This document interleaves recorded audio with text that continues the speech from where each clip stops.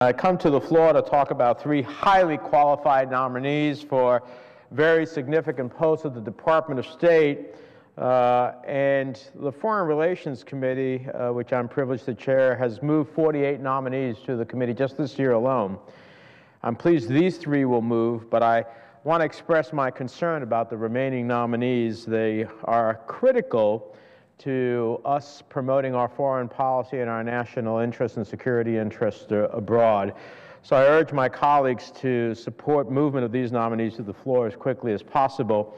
The three today are Richard Stengel, who has more than 30 years of experience as an author and journalist. He brings, I think, a very unique perspective to his role as the Undersecretary for Public Diplomacy and Public Affairs, which we'll be voting on.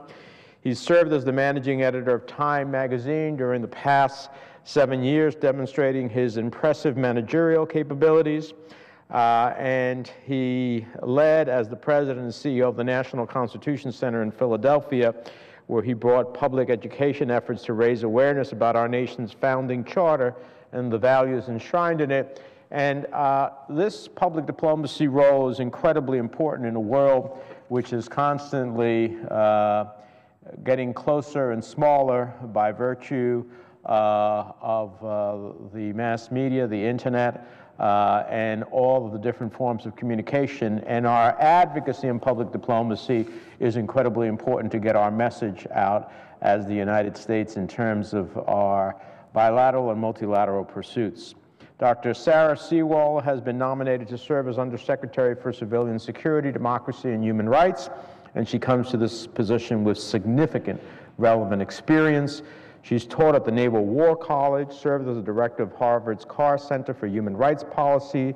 She's highly regarded as an expert on mass atrocity prevention and response. She's now a senior lecturer in the public policy at the John F. Kennedy School of Government at Harvard.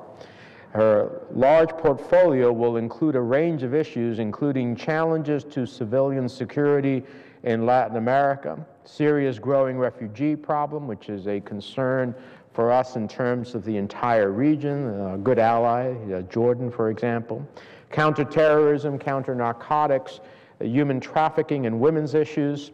These are all incredibly important in the pursuit of our foreign policy, and I'm confident Dr. Sewall will be an excellent undersecretary, and I urge my colleagues to support her nomination.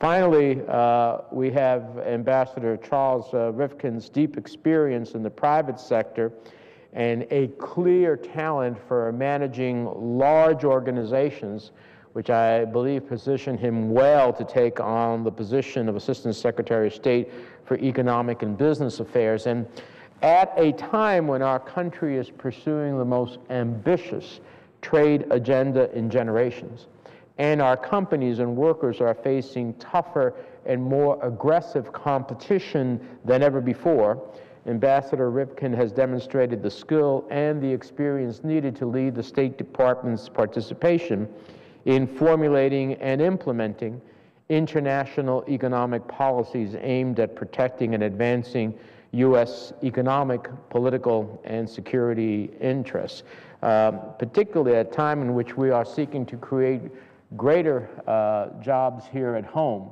Our advocacy abroad to open markets, to have transparency, to have the rule of law for our companies who do invest abroad, to ultimately ensure that when they make such decisions, that if there's a violation of their contracts, they have a transparent judicial process that they can go and litigate their issues in, are incredibly important to not only our companies' investments abroad, but the jobs created here at home that promote the products and services that we generate across the globe. So I urge my colleagues to support these nominations in pursuit of the national interest and security of the United States, Mr. President.